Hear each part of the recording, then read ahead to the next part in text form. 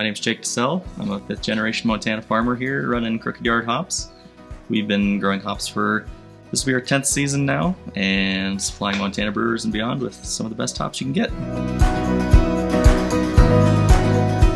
Hops grow pretty well in most areas of the country. They really like to be on the as close as possible to the 45th parallel here in Montana. We're right at the perfect latitude for the day length. The hops like that, and they really like the growing conditions here. Up in some of the other hop growing regions, it's really hot days, really hot nights. We have hot days and typically pretty cool nights. So that gives the plants time to kind of recharge and rest. This is a variety called Vista. So this is the newest variety out of the USDA. They bred this and released it publicly 2 or 3 years ago, and I wanted to jump on board because I love the public varieties. Grows like an absolute champ. This hit the top of the wire weeks before anything else, and it's a pretty dangerous plant because it's like genetic makeup is a lot stronger than the other one, so it's a lot harder on the equipment. Like feeding Cascade or Magnum through our equipment, like the vines, they just get chopped up like you'd expect normal organic matter.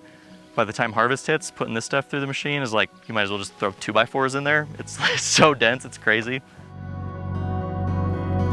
The thing that really attracted me to specialty crop was just the lower acreage input. I wanted to find sort of a sweet spot where the acreage wasn't huge. I'm not afraid of hard work, so that the hands-on labor of hops was, and specialty crops in general, doesn't scare me off at all. But just the actual acreage commitment was something that really drew me to specialty crop. Being a fifth generation farmer and already having access to a lot of land was a big piece of it.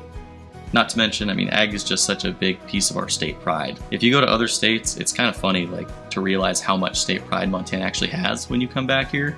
Everyone is so pro-Montana, and everyone outside of Montana is pro-Montana. That's part of, I think, what's attracting so many tourists and so many people to move here is Montana just has this mystique to it almost. Like people just look up to Montana. It's like Alaska, you know, that's where hard people live, that's where hard workers work. Like there's kind of just an aura about it that the ag community exemplifies.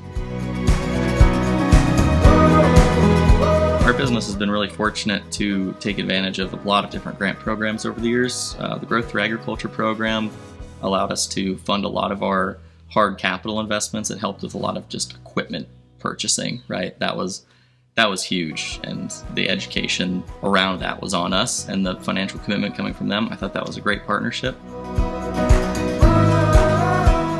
The Specialty Crop Block Grant Program from the Department of Agriculture, also huge. It was several years back that we had funding to do a huge educational component where we got to take all the Montana hop growers and some brewers.